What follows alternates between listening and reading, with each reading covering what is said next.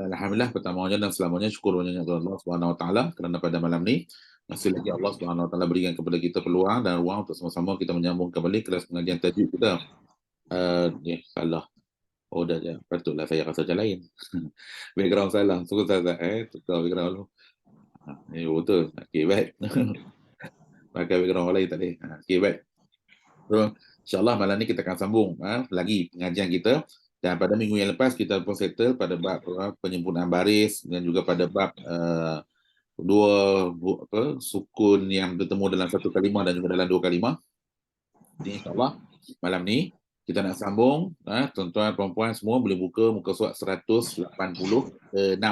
Okay. Orang boleh tengok buku muka surat 186. Agak banyak benda nak bincang malam ni, tapi insyaAllah perlahan-lahan kita akan bincang. Pentingnya adalah kita nak semua orang kalau boleh fahamlah apa nama yang kita nak bincang malam ni. Sekejap tentu saya nak mute dulu. Okay, baik. Kalau ada soalan nanti baru kita akan kalau ada soalan nanti baru kita akan open insyaAllah untuk soalan. Okay, baik. Tajuk pertama adalah tajuk kepelbagaian perbahasan. Dalam tajuk ni kita ada 3 tajuk yang utama. Okay, tajuk pertama adalah tashil, tajuk kedua adalah imalah dan tajuk ketiga adalah an-nabru. Nabru tu yang paling penting. Tashil dengan imalah ni sekali je nak buat. Sekali je satu je dalam Quran. Tashil ada satu, imalah ada satu. Yang nabru tu boleh dikatakan setiap muka surat ada. Jadi, yang tu yang penting saya nak bincang. Okay, apa pun, kita bincang satu persatu. Baik, apa itu tashil? Tashil diambil daripada perkataan sahala. Sahala yusahhilu tashilun. Maksudnya memudahkan. Memudahkan. Nak mudahkan apa? Di sini, dalam istilah tajwid, kalau sebut tentang tashil, kalau istilah tajwid, istilah mengaji ni, bila sebut tentang tashil, dia hanya merujuk kepada satu sahaja, iaitulah huruf hamzah. Orang Arab, dia ada sebahagian kabilah ataupun sebahagian bangsa, bukan inilah orang kata apa, kabilah lah senang, bangsa Arab. Dia punya, dalam ramai-ramai dia tu, Arab ni, yang kepelbagaian Arab ni, ada mereka yang susah nak menuturkan apabila perkataan tu terdapat 2 kali hamzah. Macam kita tak ada masalah. Kita ni insyaAllah lah. Sebab tu kadang-kadang setengah benda, kita tak boleh compare. Tak boleh compare. Bila dia sebut dalam buku kata dia tak boleh buat, kita tak boleh nak macam, siapa tak boleh buat? Buat je lah. Kita kan dulu mak-mak kita kan suka ajar macam tu. Anak orang tu boleh, takkan anak kita tak boleh. Takkan kau tak boleh, anak dia boleh, takkan kau tak boleh. So motivasi-motivasi macam itulah. Kadang-kadang menjahanamkan minda budak-budak ni. Kalau orang lain boleh, mesti kita boleh. Tak boleh. Allah Ta'ala buat orang tak sama. Kalau gitu semua orang kena kerja korporat. Tak ada orang nak pergi buat bendang, tak ada orang nak pergi nelayan. Nelayan semua tak payah. Tak payah makan ikan. Semua semua makan angin. Sebab semua orang tak boleh. Semua orang kena bagi sama berjaya kan. Jadi orang yang kata Arab tu sendiri, dia ada sedikit kesusahan nak sebut apabila ada hamzah 2 kali. Tak kisah sama ada dalam satu kalimah ataupun dalam 2 kalimah. Berulang 2 kali hamzah dekat-dekat. Contohnya macam anzartahum, inna, alidu, ataupun yasha'u ila, ada 2 hamzah. Jadi apa yang berlaku? Kebanyakannya akan mentashilkan salah satu hamzah tu. Maksudnya meringankan sebutan, memudahkan sebutan hamzah tu. Daripada asalnya bunyi a jadi a. Boleh buat tak? A. Asal dia a 2 hamzah. A. Tiba-tiba oleh kerana mereka tak boleh sebut a, maka ringankan hamzah yang kedua. Jadi a. Cuba buat. Kalau kau rasa susah nak buat, tak tahulah, dekat bandar ni mungkin tak ada kot. Tapi kat rumah saya ada je. Ada seekor burung tu, saya tak tahu burung tu nama dia apa. Pagi-pagi dia akan bunyi so rabut perut dengar. Burung tu. So sambil pun dengan rasminya sebagai burung tu burung tashil. Sebab dia pandai buat tashil. So tashil tu begitu bunyi dia.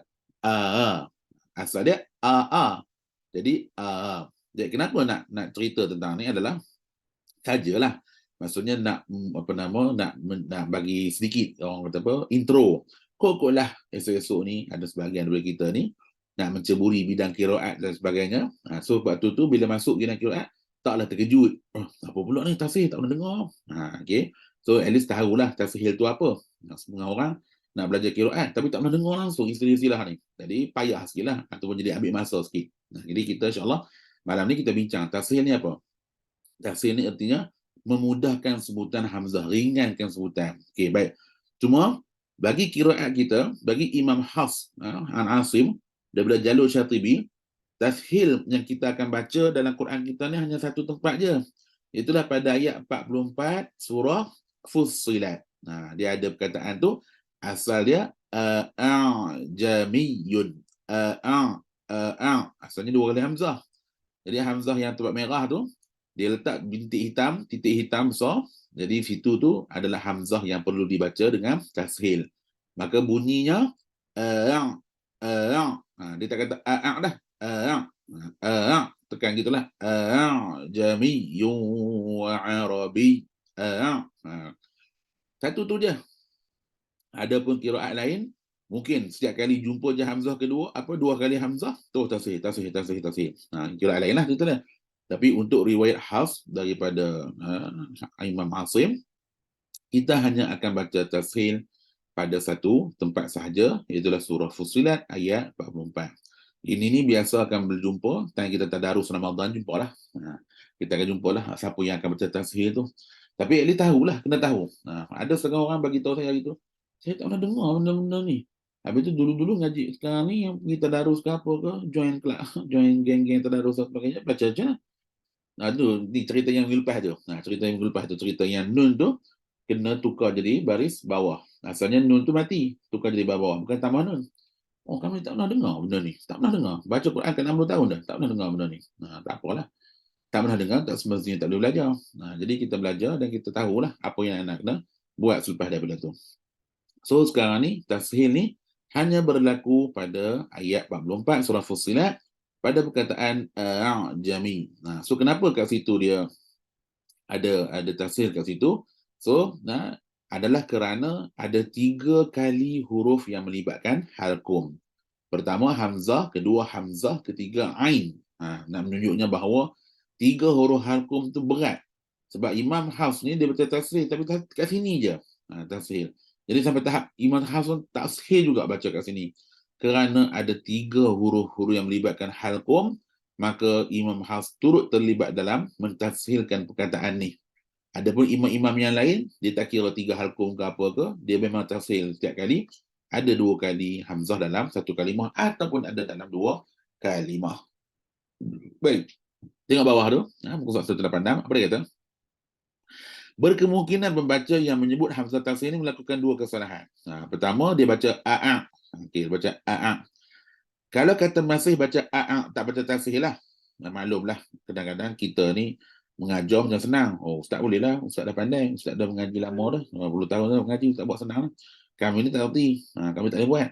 Tapi satu kadang-kadang saya ni layankan je lah. Ada orang macam tu, dia marah kita balik. Kami tak boleh nak buat. Habis tu kalau tak boleh nak buat, memang tak boleh buat terus ke macam mana? Cubalah. Benda tu orang sebab tu ilmu ni dia mahal. Kalau tak mahal, tak boleh beli syurga dengan ilmu ni sebenarnya. Kalau kan Nabi kata apa kan? Siapa yang bersusah payah menuntut ilmu, Allah Taala akan mudahkan jalannya ke syurga.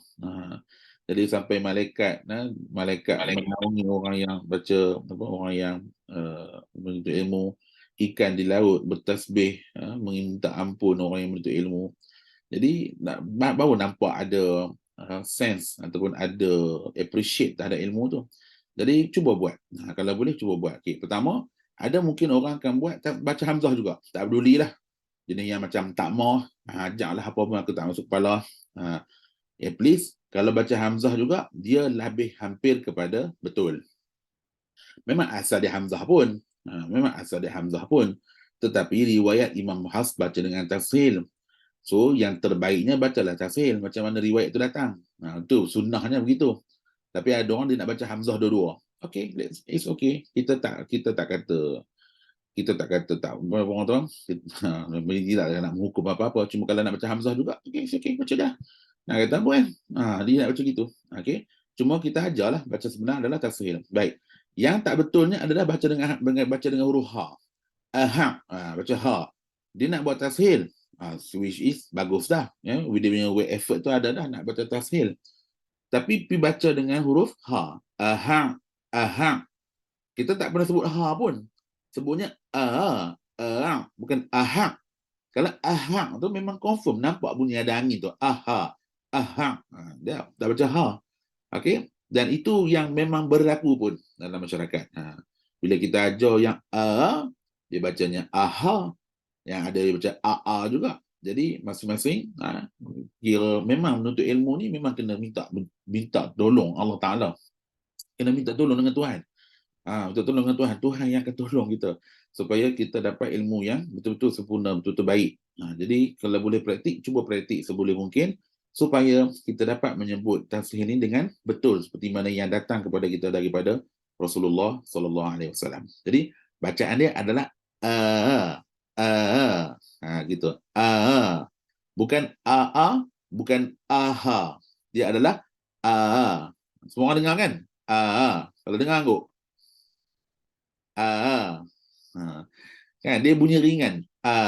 Macam tu. Okey. So itu adalah bacaan yang diberi nama tashil. Baca betul-betul tashil. Dia jadi TASHIL. Bukan tashil. Ada pula duk baca tashil. Saya kata apa tashil ni? Ustaz ni kita kena baca tashil. Saya kata tashil kat mana? Rupanya tashil. Dia pergi baca tashil. Maklumlah. Mungkin orang yang ajar dia pun baca gitu. Yang betulnya adalah tashil. Asingkan tas dengan hil. Bukan macam isyak tu. Semayang isyak. Kita tak kata semayang ishak. Semayang isyak. Dia ingat macam tu lah kot. Semayang isyak. Tashil. Okay. Betulnya adalah sebutan betul adalah tashil. Baik. Yang kedua. Okay. Imalah. Baik. Apa itu imalah? Imalah ni maksudnya condong, bengkok dan sebagainya. Sengit. Cerita sengit. Imalah ni sengit. Jadi sengit ke apa? Okay. Bila kita sebut tentang fathah. Di mana fathah tu sendiri memberi erti buka. Fathah. Bila kita baca fathah, buka, maka bunyi itu sendiri akan membawa kepada macam tu. Tak kisahlah huruf apa sekalipun. Ba, ta, sa, buka mulut. Yang kata imalah ni adalah daripada kalau kita letak kita punya diameter lah contoh. Tak tahulah diameter ke meter ke ataupun anak panah kita. Kalau kata fathah tu dia straight pukul 12. Yang kata imalah ni dia condong dah. Daripada kalau kata pukul 6 tu dah jadi kasrah dah. Pukul 11, pukul 12 tu boleh faham kan kalau sebut pukul 12 tu jarum kat atas pukul 12 tu, meter atas tu fathah. Kalau meter tu pukul 6 bawah maka bila diturun bawah tu dia punya meter tu turun bawah, maka dia akan mengalami beberapa proses yang salah satunya namanya imalah. Okey, baik. Jadi dalam Quran kita hanya ada satu saja tempat yang kita akan baca dengan imalah. Dekat mana? Dekat surah Hud ayat 41. Bismillahi majriha. Baca dia majriha. Okey. Sebelum tu, kita tengok dulu muka surat 188 ni, apa dia cerita? Okey. Imalah tu sendiri ada dua. Okey, imalah ni dia maknanya bila straight tegak, bila straight jarum tu tegak pukul 12, namanya adalah fathah. Bila turun je, bila dia start turun je, maka dia dah jadi imalah. Condong, dia dah turun tu condong lah. Kan? Kita belajar, siapa belajar fiqah? Matahari tepat duduk di kepala tu memang tepat. Tapi bila dah turun, kita panggil matahari dah condong. Matahari dah nak mula bergerak. Baru masuk zuhur. Kalau tepat tegak tu dia tak boleh masuk, dia kena gerak sikit, panjang sikit. Bayang tu lebih panjang dari bayang buluh tu dulu dah belajar kan. Bayang tu lebih sikit dari bayang buluh tu, okey, dah masuk asar. Kalau kata bayang tu 2 kali ganda buluh tu, lebih sikit baru masuk. Kalau tadi zuhur, kalau yang kedua ni asar. Condong, matahari dah condong. Jadi bila dia start je turun meter tu ke bawah, maka kita dah panggil dia dengan nama imalah.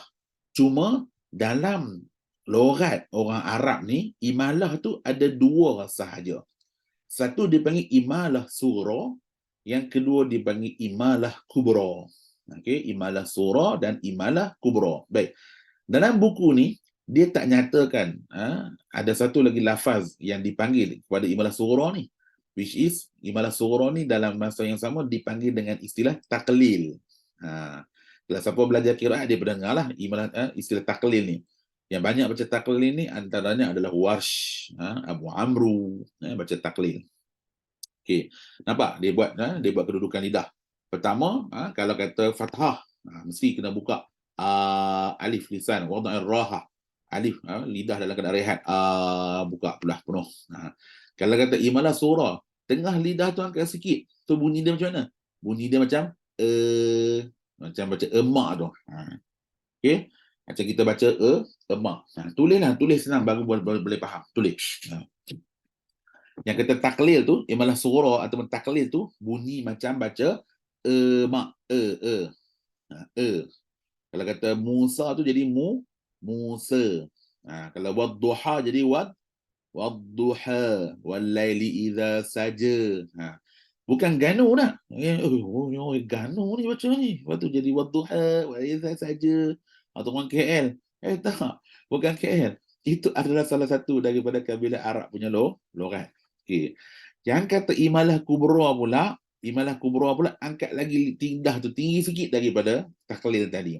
Which is bunyi dia adalah bunyi macam ekor. Bukan kata dia tak. Dia huruf A.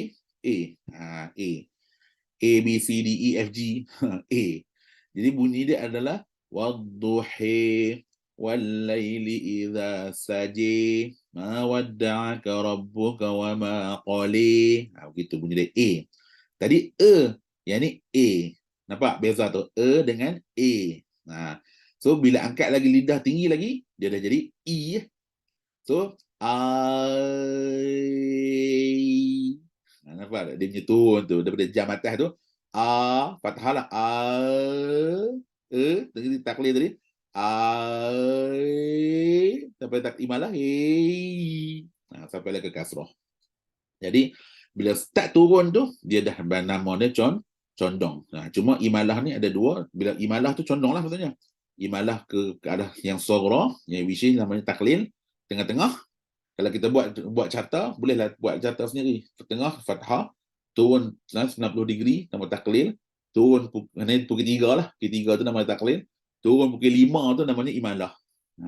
Pukul 6 tu dah jadi kasrah. Faham tak? Faham tak saya punya analogi tu? Kalau buat sendirilah, saya pun tak buat benda tu. Tapi pernah nampak lah orang buat. Kalau kata tengah tu, pukul 12 tu dia jadi fathah. Kalau turun pukul 3 tu namanya taklil, turun pukul 5 tu namanya imalah, turun pukul 6 tu namanya kasrah. Okey, baik. Walau bagaimanapun, ia adalah bergantung sangat kepada macam mana cara kita belajar. Saya tak nafikan bahawa ada setengah orang dia belajar taklil bunyi imalah pula bunyi ada. Lepas tu pula kalau belah-belah syekh, belah-belah syiria, tapi alhamdulillah saya ni setakat belajar lah. Saya pergi Mesir, saya pergi Madinah, and then belajar pula dengan Dr. Aiman, tengok video-video dia. So, tak ada beza. Yang mana kalau taklil bunyinya kalau imalah bunyinya A. Tetapi, kena ingat, macam Syekh Quraim Rajih, Syekhul Qurra. Kalau kata sekarang ni yang masih hidup dia lah, orang yang paling tua, yang dirujukan lah. Dia sendiri, Syekhul Qurra ataupun Syekh Quraim Rajih, bila ditanya tentang taklil, dia baca wadduha. Macam Kelantan tu, wadduha walaili idza saja. Dia baca tu dia lah. Taklah kita itu Allah ni salah. Takkan kita nak, bukanlah kita nak memaksumkan dia, tak, dia pun tak maksum. Cuma kita tahu dia belajar daripada syekh dia bunyi begitu. Saya belajar daripada syekh saya bunyi begini. Dr. Aiman pula tak pernah belajar dengan dia, belajar daripada syekh dia lain, Syekh Kurdi pun semua syekh lain. Muhyiddin Kurdi, Hafiz Zayyad dan sebagainya. Jadi masing-masing dapat daripada syekh lain-lain. So untuk belajar dalam kelas kita ni, belajar dengan saya ni, puan-puan dan tuan-tuan semua, ambil yang ni dulu. Cumanya kalau esok-esok dan ada peluang untuk talaqi syekhah mana-mana ke, talaqi dengan syekh mana-mana ke, tiba-tiba syekh tu kata, saya baca taklid macam ni, imalah macam ni, so follow yang ni, maka follow lah dia. Tidaklah menjadi satu macam, tak boleh, saya dah belajar dengan Ustaz Zamir tu, Ustaz Zamir ajar macam ni, saya tak mau ikut syekh ni. Alah, saya ni is nothing. Akhir ni tak ada apa-apa. Kita hanya sampaikan, alhamdulillah, kebetulan pula, nak jadi kebetulan cerita ya. Saya pergi Mesir pun, mula-mula daripada Mahat lagi diperkenalkan ibadah taklid bunyi macam tu. Pergi Mesir pun tak ada orang kata apa, tak ada lah. Guru yang ajar tu pun sama. Kerana pergi Madinah pun guru yang ajar bunyi yang sama. Kemudian jumpa Dr. Ahmad pun bunyi yang sama. Jadi tak adalah kecelaruan kognitif tu dalam tu. Jadi senang nak sampaikan ke orang. Kalau orang tanya kita, taklid ustaz macam mana? Taklid saya bunyi Sebab dari dulu sampai sekarang saya belajar dengan syekh yang saya jumpa ni, semua taklid saya bunyi Imalah pula bunyi A. Jadi saya sendiri senang ataupun saya selesa. Orang yang praktik datang saya, bunyinya macam tu. Hatta kalau orang baca imalah bunyi A pun saya akan tegur. Bukan, saya tak baca waktu hair. Waktu hair, tahu hair? Bunyi ekor, tak. Saya bukan saya bunyi A. Nampak beza? Dengan A lain kan? Tu macam nak semai, nak makan, pergi mana, pergi makan. Tu Kelantan, Tak, saya bukan bunyi tapi bunyi A. Ingat betul bunyi huruf A, bukan bunyi A. Nampak? Sikit je beza dia. Tapi itu yang saya dapat daripada guru saya lah tentang imalah. Okey. So imalah kita tadi saya ulang balik, kita hanya ada satu sahaja imalah yang akan dibaca, iaitulah pada perkataan majriha surah Hud ayat 21. Situ sahaja. Satu wajah dia, tak perlu baca dua wajah. Tak perlu baca Fatihah dan juga imalah, tak. Baca sekali tu imalah. Okey. Baik, terakhir. Yang ni tajuk paling penting. Sebenarnya tajuk dua tadi tu geli-geli je. Yang tajuk penting ni adalah an-nabru. Untuk yang first time dengar, sebut betul-betul nabru. Guna ba. Sebut betul-betul nabru. Bukan namru. Ada pula orang ni kata, ustaz kami nak belajar dengan ustaz, belajar apa? Belajar namru. Namru? Tahu tak namru tu apa? Namru. Macam dengan mim. Nain, nun, mim, ro. Namru. Namru tu yang duduk dalam lautan yang warna oren, belang-belang tu. Tu namanya namru. Pergilah belajar tengok, kau tak kena cakor dia. Kena cakor tu mujur, kena telan habis. Tu namanya namru. Yang ni namanya nabru. Baik, apa itu nabru? Nabru ni nabr. Istilah dia tekanan suara lah. Dia most kepada suara. Nabr. Dia mostly kepada suara dan juga tulisan sebenarnya. Contoh kan, kalau kita hijau huruf dot, kalau kita tulis huruf dot, kan, macam mana nak tulis huruf dot? Dot ni, ada naik ni, kemudian turun bawah. So, naik ni naik ni namanya nabru. Kalau kita tulis shin, 1, 2, 3. So, naik, setiap kali naik gigi tu kita panggil dia nabru. Tu nabru tu maknanya satu benda yang naik. Satu benda yang lonjak naik ke atas. Okey. Baik. So dalam istilah kita pula, apa makna nabru ni? Ialah tekanan suara atau kata lebih sikit dari biasa. Contohnya bila kita baca tengah contoh kita baca tu senada kan, sampai ke tempat yang belum nabru tu, maksudnya naik sikit. Adalah tempat-tempat dia, bukan semua tempat macam kita boleh buat, tak. Sekali lagi kita explain lah kat mana tempat yang kena nabru sahaja. Contohnya macam tu dah nak buat contoh ni, kadang orang tak pernah pun pergi. Saya pun tak pernah pergi, tapi saya boleh agak lah. Macam orang pergi ke Lita Formula One. Kalau orang pergi Lita Formula One kan, kalau kita duduk dekat seat tu, dekat Astaka tu, bila motor tu dari jauh kan, dia main depan muka kita, wow, tu kuat Lepas tu dia pergi melingkup mana, tak bunyi dah lah. Sekali dia main balik, wow, itu pun adalah salah satu ciri an-nabru.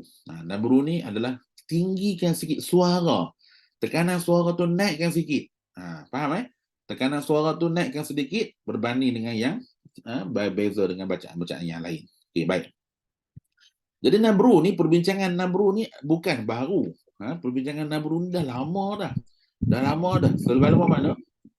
selama Makki bin Abi Talib yang meninggal pada tahun 437, kiranya sezaman dengan Imam Abu Amr Ad-Dani ni. Lama. Imam Abu Ad-Dani meninggal tahun 444. Imam Abu Ad-Dani antara orang yang susun. Kejap. Imam Abu Ad-Dani antara orang yang susun qiraat 7 ni. Kemudian baru datang Imam Syatibi meninggal tahun 570, menjadikan dia sebuah manzumah. Itu Imam Syatibi buat. So maknanya awal lah. Awal tahun 400 Hijrah lagi orang dah mula bincang tentang An-Nabru ni. Bukan baru ni je, bincang Nabru ni lama dah. Jadi cumanya apa yang bagus Dr. Aiman ni dalam proses pelajaran beliau, akhirnya beliau tengok dia kata apa? Saya menyelidik. Betul. Ini penting ni. Kira perbincangan Nabru ni seawal tahun 400 Hijrah. Sebelum lagi dia meninggal pada 437. Takkan umur dia 37 je, lebih lah. Itulah ceritanya. Ya, saya menyelidik. Usul apa ni? 19190. Saya sendiri menyelidik permasalahan nabur ini dan mendapati ia berlaku dengan sebab lafaz. Okey. Melalui buku-buku rujukan yang berada bersama saya dan setelah berlaki dengan guru yang mulia, dia mendapati 5 permasalahan. Okey, 5 permasalahan. Okey, saya nak tambah sikit. Saya dah komen dah, tapi komen saya tak sampai kat Dr. Aiman, tapi Dr. Aiman tak jawab. Sebab dalam 5 ni, yang kata 5 permasalahan ni, hanya 4 di sudut lafaz. 1 yang nombor 5 tu di sudut makna, nabr kerana makna. Yang 4 tu nabr kerana lafaz, sebutan. Yang kelima tu nabr kerana makna, bukan kerana lafaz. Okey, baik. Okey. So kita akan fokus nabr ni hanya pada 5 tempat sahaja. Okey. Baik. Yang pertama, bilakah nak nabr? Apabila kita waqaf pada mana-mana perkataan yang di hujungnya ada huruf yang bertasydid. Okey. Yang mana di hujungnya ada huruf bertasydid. Tetapi ada pengecualian. Siapa? Yang dikecualikan pertama adalah huruf-huruf dengung. Contohnya walakinna, berhenti. Walakin, tak perlu nabr. Just panjangkan dengung saja untuk menunjukkan bahawa nun tu bersabdu. Mim, contoh fil yammi, baca fil yam, panjangkan dengung, settle, tak payah nabru. Sebab tujuan nabru ni nak jelaskan lafaz tu, lafaz huruf tu. Tapi bila kita panjangkan dengung tu, orang dah tahu dah. Okey, mim ni bersabdu.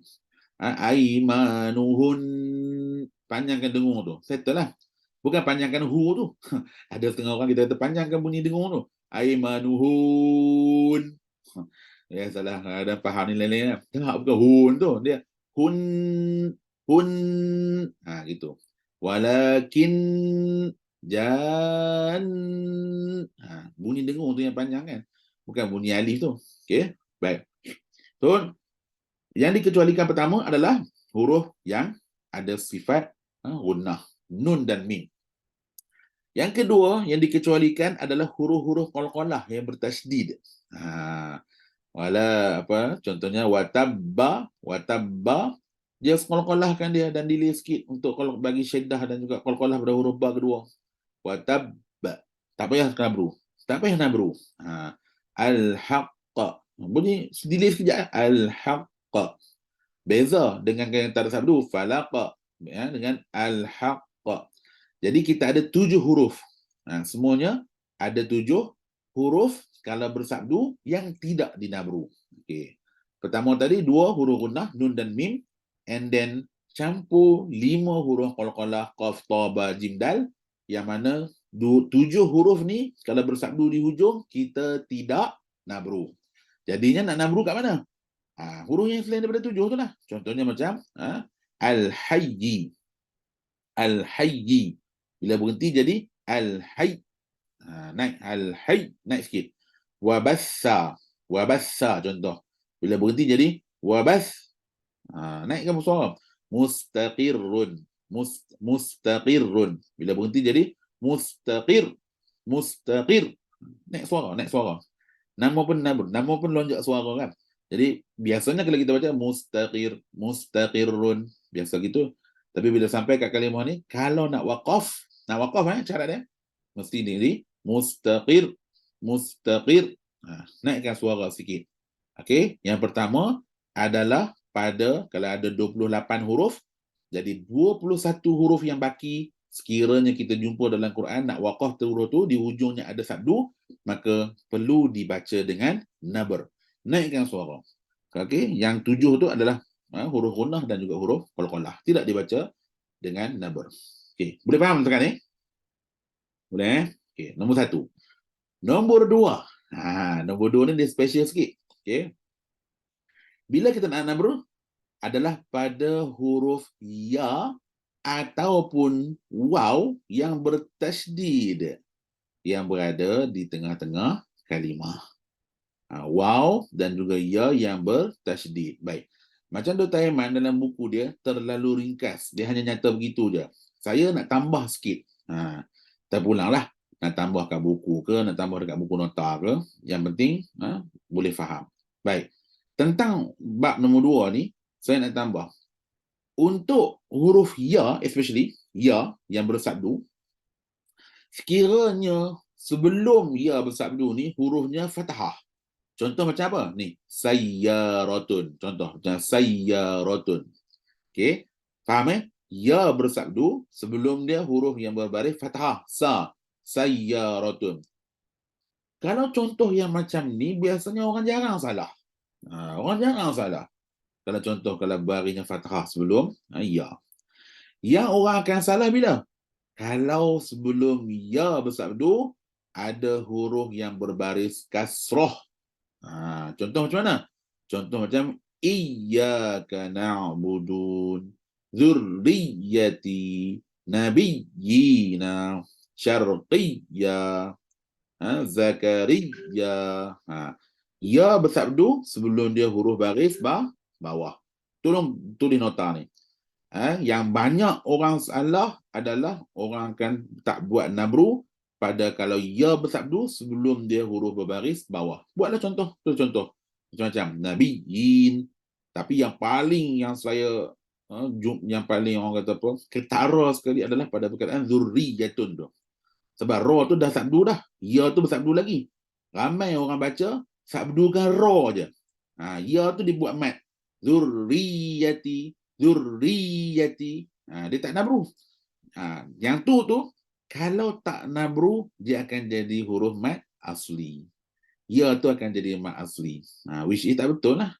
Bukan kita disuruh tambah pun jadi mat asli. Nabiyina. Contoh macam syarqiyah jadi syarqiyah. Syarqiyah. Jadi 2 harakat pula. Qiyah. Jadi 2 harakat. Iyyaka na'budu wa iyyaka nasta'in. Iya. Jadi 2 harakat iya. Tak betul. Tak betul. Tak boleh baca begitu. So kena nabru, kena tekan. Iyyaka na'budu. Jadi tips saya sekejap lagi saya bagi tu. Baik. Itu untuk huruf ya. Ya bersabdu sebelum dia huruf kasrah. Yang ni kena bagi sedikit fokus. Waw pula, kalau sebelum waw bagi fathah, contoh macam qawamin. Tak ada masalah, relax. Ramai orang baca mesti betulnya. Tak tengok pun betul macam. Tapi kalau waw sebelum dia huruf berbaris dhammah, contohnya macam quwwah, habis kantoi. Quwwah baca. Aduun baca aduun. Habis kantoi, baca tambah waw. Aduun. Aduun mubin. Aduun. Jadi tambah dal. Lepas dal tu jadi waw bersabdu. Ada waw mat. Aduun mubin. Rasa bunyi macam betul dah. Tapi sebenarnya salah. Utuwin wa nufur. Surah apa tu? Al-Mulk kan? Utuwin. Baca. Utuwin. Tambah tu jadi 2 harakat. Tak betul. Salah. Mesti baca dengan nabru. Okey, tips yang pertama. Bagaimana nak buat nabru pada yang waw ataupun waw sebelum dia dhammah, ya sebelumnya kasrah adalah dengan pendekkan yang kasrah ataupun dhammah tu. Pendekkan. Contoh macam i tu. Jangan panjangkan. Kalau kita terlajak, kalau kita dah terlajak, okey, no more momentum. Tak ada dah. Bila terlajak, iya, dah habis. Bila terlajak je, you cannot tekan anymore. Tak boleh tekan lagi dah. Mustahil nak tekan lagi dah. Dah tambah mat dah. Takkan boleh tekan dah. Jadi awal-awal lagi kena tekan dah. I tu pendek kan. I. Iyyaka. Kalau baca dah tarik dah 2 jam tarik tu, tak boleh buat apa lah. Memang dah tak boleh nak tekan lagi dah. So, daripada awal lagi dah kena tekan terus. Syarqi. Jangan syarqi. Dah tarik dah 2 harakat dah. Memang nak tekan lagi pun dah tak boleh dah lah. Jadi cara dia adalah masuk riyatun, zurriyatun. Jangan baca ri pun panjang, dah panjang. Memang tak boleh tekan. Tak boleh tekan. Okey. Itu cara nak buat nabru. Adu. Du tu pendek kan. Jangan baca adu, bum mubi dah panjang habis kan. Tak ada. Dalam nabru lah. Jadi nak nabru mesti kena pendek kan. Adu, mubin. So lepas ni semua orang kena buat. Mesti kena buat. Walaupun tak mengaji dengan saya tak apa. Tapi mengaji dengan siapa-siapa pun mesti kena praktik benda ni. Ni yang kata ilmu nabru ni. Okay. Kena baca. Especially perkataan tadi yang saya sebut tu. Zurriyatun tu. Zurriyatun. Ramai, sangat-sangat ramai. Kalau kata dalam 100 orang tu, seorang ada baca nabru. Yang 99 lagi semua baca mat. Tapi tahap tu kalau kata saya punya analisa lah. Dari 100 orang tu 99 baca tangan huruf mat. Hanya satu je yang baca dengan nabru. Okay. Jadi kena buat bagi hidupkan ilmu nabru ni kepada tempat yang sesuai, tempat yang betul. Baik. Yang kedua, kalau orang tanya kita, ni satu benda jugalah. Kalau orang tanya kita, Ustaz, bukankah ya bersabdu tu dia dibina dengan 2 huruf ya? Satu ya mati, satu ya hidup. Ni kan kita pernah belajar kan. Kalau nun kan, nun bersabdu kan, nun mati satu, nun hidup satu. Kalau ba bersabdu kan, ba mati satu, ba hidup satu. Bukankah itu asasnya? Kalau so itu asasnya, bermakna ya itu betul lah, ya mati satu, ya hidup satu. Kalau kita baca syarqi, jumpa ya mati, 2 harakat, qi, kemudian baru hidup, ya, syarqi, ya. Tu nak jawab macam mana? Kalau orang tanya, kalau orang tiba-tiba nak nak memengsongkan akidah kita. Kalau tiba-tiba ada orang nak apa? Dia panggil apa? Nak provoke kita cakap macam tu kan. Macam mana kita nak jawab? So antara jawapan saya lah. Kalau macam tu, bererti yang bahagian atas pun kena buat juga. Yang bahagian atas pun kena buat juga. Macam sayyaratun. Maksudnya kena buat juga. Tak boleh tekan. Sayyaratun. Kena begitulah. Sayyaratun. Tapi jangan baca saya. Jangan baca saya. Kena baca sayyaratun. Macam gitu. Kena baca gitu. Betul? Boleh buat? Qawamin. Kena baca gitu. Tak boleh baca qawamin. Kena baca qawamin. Kalau kata nak baca begitulah. Kalau nak asingkan ya mati dengan ya hidup tu. Sedangkan dia dah sabdu tu. Maknanya betul diperkenalkan nabru ni adalah penyelesaian untuk ya dan waw saja. Ada pun huruf-huruf lain memang kita appreciate 2 huruf tu. Macam Rabbi, Rabb bunyi ba mati dulu, bi baru ba hidup tu, Rabbi contoh. Tapi untuk waw dan ya dia tak boleh pecahkan macam tu. Kalau pecahkan macam tu dia akan jadi mat. Sebab tu waw dengan ya dia akan jadi mat. Yang ba apa semua tu tak jadi mat. So tak ada masalah. Waw dengan ya ni kalau kita buat asingkan 2 huruf ni, dia akan jadi huruf mat. Which is salah lah. Tak boleh. Kita tak boleh panjangkan dia. Okay. So setakat ni siapa yang masih tak nampak? Ada? Boleh buka mikrofon kalau nak tanya. Kalau ni boleh unmute. Tak tanya. Sila.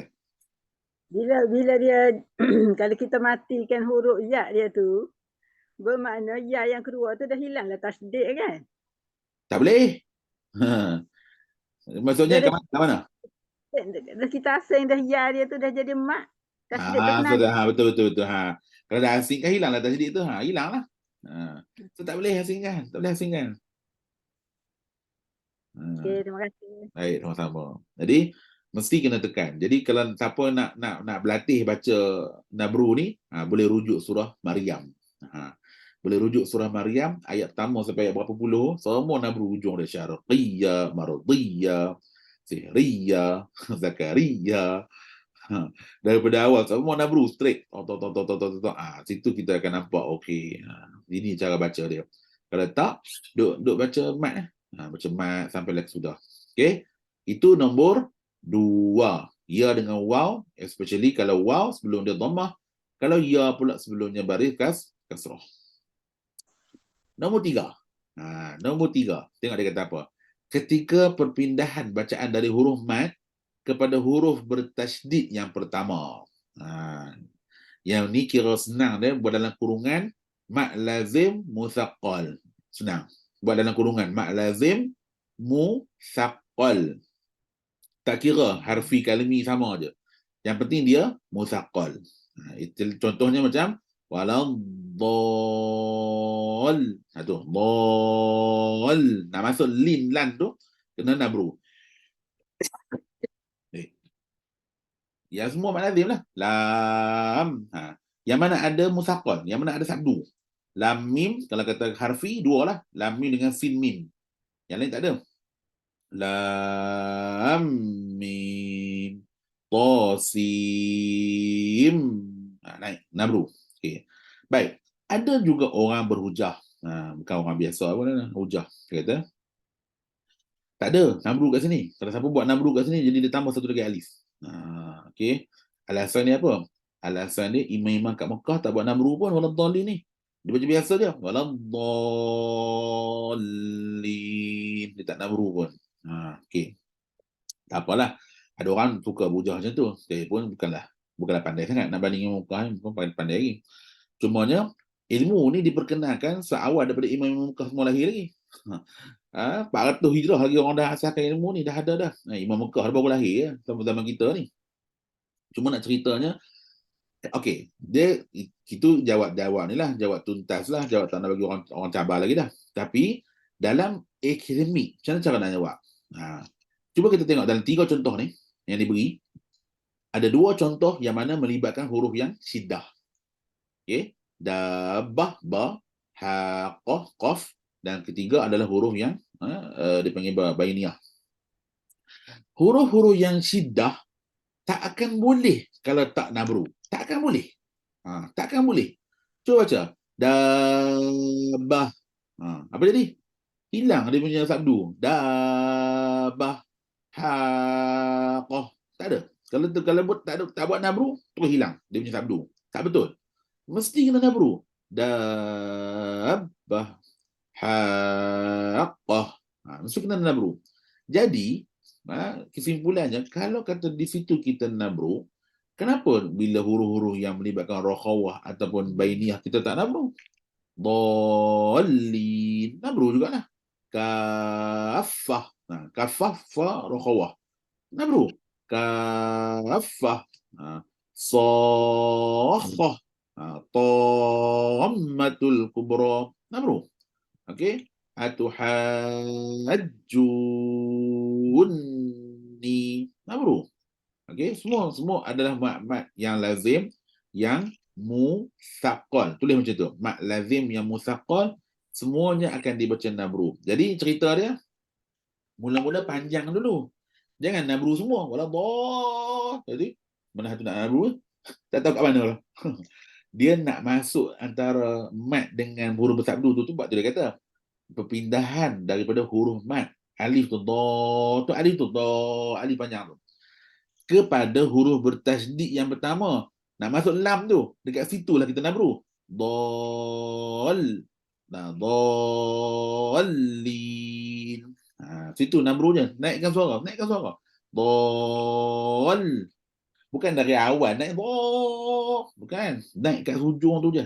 Nak masuk antara lam alif dan lam tu. Itu sahaja. Okey. Boleh faham sekarang ni nombor 3? Ada 2 lagi. Okey, nombor 4. Nombor 4 ni adalah ketika mana kita waqaf pada huruf yang ada hamzah. Waqaf pada huruf yang ada hamzah, which is hamzah tu akan sukun lah. Dan sebelum tu mesti ada huruf mat atau lin. Contohnya macam as-sama, naik. Su, kena naik. Waji, syai, sau, naik. Tu nabru. Boleh faham tak? Tapi ada orang baca illa bima sya. Ada tak hamzah? Sya. Tak nampak, bukan kata tak ada, mungkin dia kat boleh salah orang kan. Siapa mengaku salah? Saya tanya dalam dunia ni, siapa mengaku salah? Semua orang betul. Tak ada orang boleh mengaku salahnya. Jadi dia kata betul, aku baca hamzah lah, kau yang tak dengar. Okay, it's fine. Tapi tak dengar lah. Macam mana? So nak meleraikan permasalahan ini adalah nabru. Illa bima syaa. Naik kan? Syaa. Bila nak naik tu? Masa nak waqaf tu lah. Dan campurlah bab ni dengan bab kita belajar hari tu. Nak waqaf 5 harakat ke, 4 harakat ke, 6 harakat ke, which is dengan tengok balik bab mat hari tu. Cuma bila berhenti pada kalimah yang ada hamzah di hujung dan sebelumnya ada alif waw ya ataupun waw ya huruf lin, mat dan lim, maka semuanya mesti kena nabru. Contoh dia tadi lah, bima syaa. Naik sikit. Bukan naik berawal bima syaa. Habis tu nak nabru kat mana? Tak tahu. Di ujung tu je. Ya, yang lain tu baca senada je. Illa bima syaa. Nah, habis dah. Syaa. Sampai ujung tu naik dah. Syaa. Kadang-kadang kita cakap mudah tau. Saya dalam hal ni, saya jadi macam, yalah, tak patut juga lah saya cakap macam ni kan. Orang macam, orang marah saya. Hang boleh lah, hang dah belajar lama, hang buat lah, boleh lah. Kamu ni tak macam hang. Marah. Kamu ni tak macam hang, kami buat tak boleh. Kadang saya cakap apa tau? Ginilah. Tutup Quran, cuba follow saya buat. Follow je. Tutup Quran. Jangan duk baca lagi Quran tu. Ada setengah orang, dia nak juga tengok baca Quran tu. Saya tutup Quran tu. Tutup. Dan cuba ulang apa yang saya cakap. Bila ulang, boleh pula. Bila baca tak boleh. Bila ulang boleh. Itu pun ada juga tu. Mukjizat apa saya tak tahu. Tanya-tanya tu kata, semua orang ni tak sama. Tapi bila dapat tu, dia pula mengajar orang. Hampa ni semua tak kerti nabru lah. Macam ni nabru. Hang itu bukan main marah. Tak kerti tu. Dah kerti dah pandai lah. Marah orang pula. Pandai apa. Janganlah macam tu kan. So, itu salah satu ilmu nabru. Baik, kita dah berapa minit lagi? 5 minit je lagi. Saya tak tahu lah boleh habis tak 5 minit ni. Sebab yang ni susah sikit. Sebab dia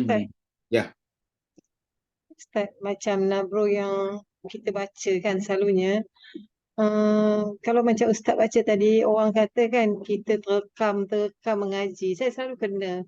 rekam. Dia kata kalau kita baca macam tu, dia kata bunyi macam terekam. Jangan terekam sangat. Kan kita baca syai' kan, macam tu terekam lah. Tu pun kita dah kontrol lah. Tapi dia masih kata kita baca macam terekam macam tu. Yang dia tu guru tajwid kan? Guru lah. Guru lah, pakar. Pakar cakap macam tu? Tak apa. Kalau pakar cakap macam tu, saya tak ambil Tak boleh buat apa. Sebab saya mengaji dengan Dr. Iman je. Dr. Iman tak cukup pakar lah ke. Kata macam terekam sangat dia kata. Itu istilah terekam Yang saya terekam satu, yang Namru lah. Namru tak terekam. Namru terekam. Namru terekam kan. Namru dia tak terekam. Tak tahu Ustaz. Tapi memang ada pun. Memang ada pun orang pernah lah. Ni antara tajuk yang saya pernah debat mulut lah. Tajuk Dolin tu lah. Ada seorang tu, Imam Masjid Negeri ni. Imam Masjid Negeri ni. Main debat dengan saya. Dia kata, saya ajar Dolin tu ada Namru. Dia kata, tak boleh. You tak boleh ajar macam tu. Dolin tu ada Namru. Salah. Saya kata, kenapa salah? Dia kata, salah lah. Sebab Imam Mekah semua tak baca Namru pun. Saya kata, ilmu ni kena ikut Imam Mekah kan macam mana? Ilmu ni, akademik ni macam kita kena ikut orang lah. Macam bukan ikut ilmu tak. Habis tu buku kita ikut mati Abi Talib yang meninggal 437 Hijrah. Kita bukan ikut Imam Mekah. Ilmu kita bukan disandarkan kepada Imam Mekah. Yang mana Imam Mekah ni, kalau nak tahu, dia orang bukannya ulama tajwid pun. Dia orang bukan jago tajwid pun. Ada di kalangan mereka ni qadhi, ada di kalangan mereka ni menteri, ada di kalangan mereka ni yang buat yang bekerja lah, mufti. Bukan syekh tajwid lah. Maksudnya bukan alim dalam ilmu tajwid. Tapi mereka boleh baca Quran lah. Cuma menyandarkan ilmu Nabru tu, kata kita tak baca Nabru sebab Imam Mekah tak baca Nabru. Bagi saya itu agak macam terlalu tak akademik lah. Sebab kalau akademik, dia mesti kena rujuk dan buku ataupun apa karangan-karangan yang ada tulis dalam perkara ni, semisal apa yang dibuat oleh Dr. Iman lah. Sebab ni bukan Dr. Iman pun yang buat dah. Dia pun hanya nakalkan daripada apa yang telah dah diperluaskan oleh imam-imam seawal Maki bin Abi Talib dulu lagi. Tapi tak apalah, kalau dah siapa saja yang buat gitu dah kata terekam, tak payah ada terekam. Satu lagi Ustaz, kalau ya kan, yang nabar tu, kita kena rapatkan lidah, tengah lidah kita rapat betul ke atau ngam-ngam je ke? Kalau rapat jadi jim lah. Syarqiyah macam tu. Tak. Syarqi. Nah, maksud saya, qi itu pendek kan? Yalah syarqi. Ya, Ha, ya, ha, ya. ha. Ya tempat ya lah. Ya tak ubah apa-apa. Syarqi, ya. Hmm. Ya tak ubah apa-apa. Ya di tempat dia juga. Cuma qi itu pendek kan? Qiyah. Tapi bila terpanjangkan qi itu, habis. Tak boleh apa lah. Okey. Okay. Ustaz. Baik, sama-sama. Okey, baik. Ya, tengok masa Ustaz. Ke nak bawa minggu depan nombor 5 ni. Okeylah, saya buat pergi minggu depan lah. Nombor 5 ni. Sebab dia punya apa? Dia kena dia kena, tapi itulah minggu depan. Semua orang dah balik kampung belum? Dah kan? Mengundi kejap je kan? Bukan lama-lama kan? Bukan tolong kira kan? Kampung kan. Lagi Tak pun habis je lah Ustaz. Ha? Okeylah. Extend sikit time 5-10 minit tak apa. Dia panjang nak explain ni. Kalau Ustaz tak ada hal, sambunglah. Tapi kalau Ustaz ada hal, tak apalah. Ada lah hal, bukan kata tak ada. Sekejap, tanya Amy. Mana Amy? Amy masuk tak? Saya Ustaz. Berapa lama boleh pergi? 5 minit boleh lah. 5 minit? 5 minit tak cukup? Tak cukup 5 minit. Okey, minggu depan. Ikut Ustaz lah, Ustaz. Tak boleh sebab kita ada kelas. It's up to me lah. It's up to me. Tak apa. Okey, sekarang ni, kalau dalam 5 minit tu saya nak tanya dulu. Okey, daripada 1 hingga nombor 4 tu boleh faham kenapa tempat-tempat tu kena nabru. Dan nombor 5 ni dia nak kena, bukan, lepas tu saya kata tadi 1 hingga 4 nabru kerana lafaz. Nombor 1 hingga nombor 4 nabru kerana lafaz. Maksudnya nak sebut hamzah tu bagi bunyi hamzah. Nak sebut huruf bersabdu tu bagi bunyi dal. Nak bagi bunyi dia tu ada sabdu. Syarqi, ya, ada ya tu bersabdu. Tetapi nombor 5 ni adalah nabru di sudut makna. Bila kata sudut makna tu, dia melibatkan nahu, dia melibatkan, adalah yang kena benda 2-3 benda lagi yang kita kena explain tu dulu. Nak faham tajuk nahu tu dulu, baru boleh faham yang apa nama, kenapa nak kena nabru ni. Lepas tu dia panjang sikit. Tak apa, kita boleh tanggung minggu depan insyaAllah. Lanjut. Okey, setakat ni ada soalan tak? Siapa-siapa nak tanya apa-apa? Saya tanya sikit. Boleh. Imalah yang taklil tu kan, taklil, imalah tu kalau kita kata contoh re kan, re, lah, Kalau re tak boleh masuk dalam tu. Re. Macam imalah besar tu, imalah ni tu re kan, re. Kubra tu re. Kalau sughra tu re dengan re, macam Ustaz kata kan, tak boleh. Boleh masuk tak? Itulah saya kata tadi. Kalau Syekh Quraim Rajih, taklil tu dia baca dia seorang je. Dia seorang je. Kalau kata ada 10 orang imam, dia orang buat temu ramah kan. Ada 10 orang imam qiraat di dunia ni yang sekarang masih hidup ni. Dia orang buat temu ramah, termasuklah Dr. Aiman sekali. Hanya dia je seorang yang baca taklil tu bunyi Apa nama imam tu Ustaz? Syekh Quraim Rajih. Quraim. Syekh Quraim Rajih. Ada selalu datang Malaysia, ada satu orang tua kena dah kecil tu. Orang Syria. Dia panggil dia Syekhul Qurra. Maknanya sekarang ni dia paling tinggi lah dalam yang ada sanad dalam dunia sekarang ni. Syekhul Qurra. So dalam 10 orang imam yang ada di temu ramah tu, hanya dia je yang baca taklil bunyi Orang lain semua baca Dr. Aiman Suwaid pun, Dr. Aiman Rushdi pun baca yang imam apa? Ramai lagi lah. Dr. apa nama tu? Isa Muasrawi. Syekh Isa Ali Muasrawi pun baca tu. Syekh apa nama? Hisham Bari. Hisham tu nama Syekh Dr. Hisham Bari. Hisham Abdul Bari Rajih pun baca Macam mana baca Ustaz? Majra. Kalau taklil, majra. Majra lah. Kalau taklil lah, majra. Musa, Isa, majra. Macam Kita tarik tu lidah tu tak tinggi sangat. Lidah rehat. Kalau rehat tu ni mak macam mak tu dia mak. Okey. Mak. Cuma itulah saya kata tadi. Tu saya kata tadi. Apa pun kalau lah esok-esok ni kita nak masuk nak cebur bidang qiraat dan sebagainya, follow kita punya syekh yang kita baca tu lah. Kalau macam rezeki macam saya dapat semua syekh-syekh saya ni yang memang baca sama macam saya. Jadi lega lah, jadi macam alhamdulillah, tak ada nak bergaduh. Tapi mana tahu semua orang tu alamak dapat share ni baca lah pula. Baca tak apa. Baca je lah so kita ni biarlah orang kata apa, mudah dilentur. Sama-sama. Baik, ada soalan lain? Hari ni ramai. Hari ni ramai masya-Allah. Full house. Okey. Tak apa. InsyaAllah sambung ya. Bab nabru yang nombor 5 tu kita akan sambung pada minggu hadapan. Jadi sementara nak jumpa minggu depan tu, kalau baca sendiri-sendiri tu, bila jumpa aja apa contoh yang kita belajar tadi, kalau boleh praktik, cuba praktik terus. Sama. Dol. Apa nama tadi? Syarqiyah. Ataupun yang tu jarang jumpa. Nombor 1 tu jarang sangat jumpa. Nombor 1 tu jarang-jarang lah. Yang selalu jumpa tu sama tu. Ya syara, sama, fahsya, yang ma, yang tu selalu sangat jumpa. Terekam pun terekam lah. Tapi Eli orang kata ada praktikal kita boleh baca dengan ikut macam mana diajar kepada kita daripada sumber yang konkret lah. Okey, saya rasa cukuplah takatnya dulu untuk malam ni. Terima kasih banyak-banyak semua dan minta ampun, minta maaf ada salah silap dan sebagainya. Bismillahirrahmanirrahim. Alhamdulillahirabbil alamin. Wassalatu wassalamu ala asyrafil anbiya'i wal mursalin wa ala alihi washabihi ajma'in.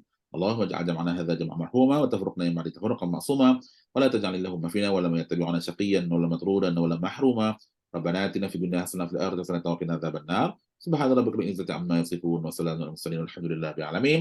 Terima kasih banyak semua, minta ampun, minta maaf. Jazakumullahu khair Ustaz. Terima kasih kerana hadir malam ni. Terima kasih Ustaz. Terima kasih Ustaz.